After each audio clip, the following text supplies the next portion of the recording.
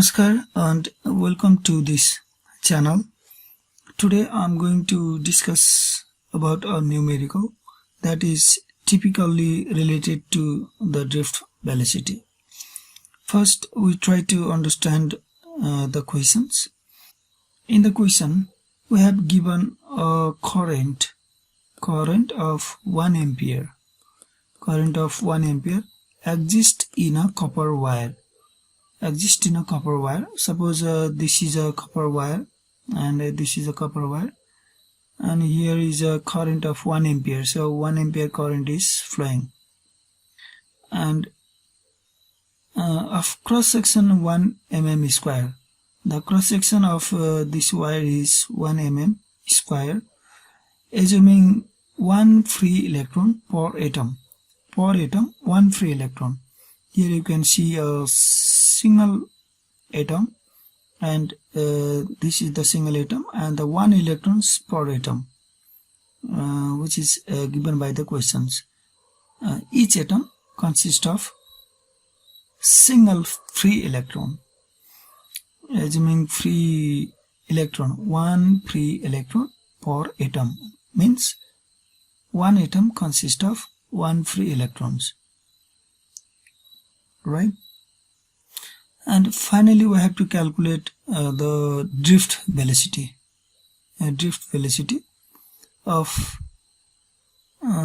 free electrons in the wire.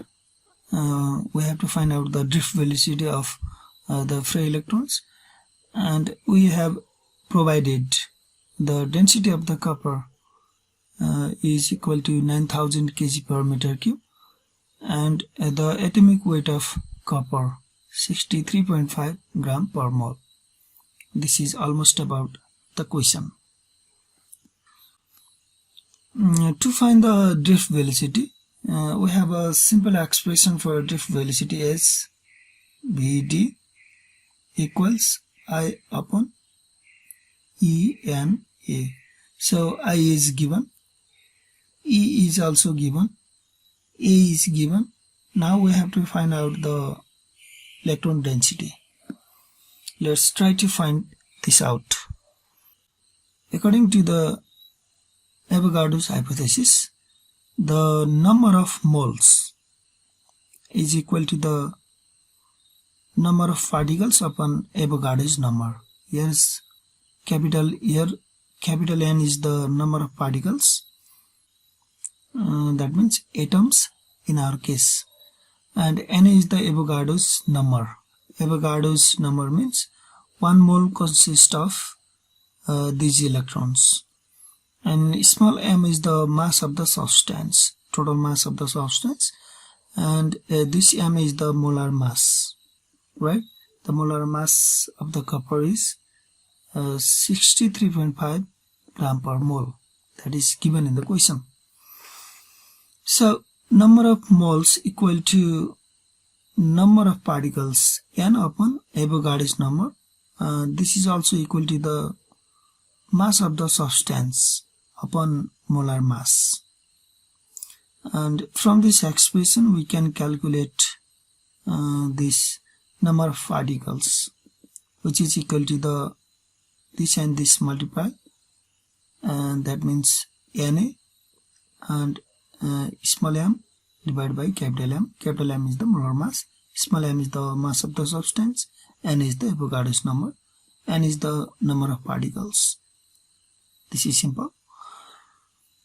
And now we find out the total number of atoms per unit volume. That means atomic density, just like number of atoms per unit volume means atomic density. First we try to find this out. So this is given by this expression. Small n is the atomic density here, which is equal to the number of particles, that means number of atoms per unit volume. N is the number of particles, that is atom. B is the total volume. N is the total number of particles. So number of particles upon total volume equal to the atomic density, and the value of N is this one. So we can put this value in this expression and divided by b, that you can see here. Now finally the m by b means simply the bulk density, simply the mass density. This is rho, which is given in the question, that is 9000 kg per meter cube. This is the Avogadro's number, and this is the bulk density. M is the molar mass. So if we put the value of all these parameters here, that is Avogadro's number, which is 6.0 into 10 to the power 23, right? And this is in SI unit, right? And this is the density, which is 9000 kg per meter cube. This is also in SI unit. And 63.5 in the questions, 63.5 gram per mole. So this is in a gram, so we have to convert this in the kilogram. That's why we multiply this 1 by 10 to the power minus 3. And if you finally calculate all this value, we will get 8.5 into 20 power 8 atoms. That is the number of atoms per unit volume. These are the number of atoms per unit volume in SI unit. And in the questions, we have given single atom consists of single free electrons. So we calculated the total number of atoms here. So this atom consists of again the same number of electrons, because single atom consists of single free electron. That means this atom consists of this number of electrons, which has also been stated here. That is, as each atom contributes 1 electron, the number of electron per unit volume consists of the same number of free electrons per unit volume, right? So this number of atoms finally converted into the number of electron. So finally this is the electron density.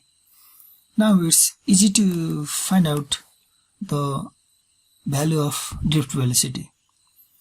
We have calculated this electron density, and all this value has been given in the questions. So further, as here the drift velocity is given by I by E and A. This is the famous expression for drift velocity. So if we put value of I, which is given in the question, that is 1 ampere, and is the electronic charge, that is 1.6 into 10 power minus 19 coulomb, and N is the electron density, which is given, which has been calculated, this one, 8.5 into 10 power 28 electrons per meter cube. So this is the value of N here, and this same, and A is the cross-sectional area, which is given in the question as 1 mm square. This is CGS unit, so we have to convert this in SI unit. So I multiplied this 1 as 10 to the power minus 3, and it is finally changed into the SI unit. So if we calculate all this value, we finally get the drift velocity as 7.3 into 10 to the power minus 5 meter per second. Alright, this is simple. Thanks for watching.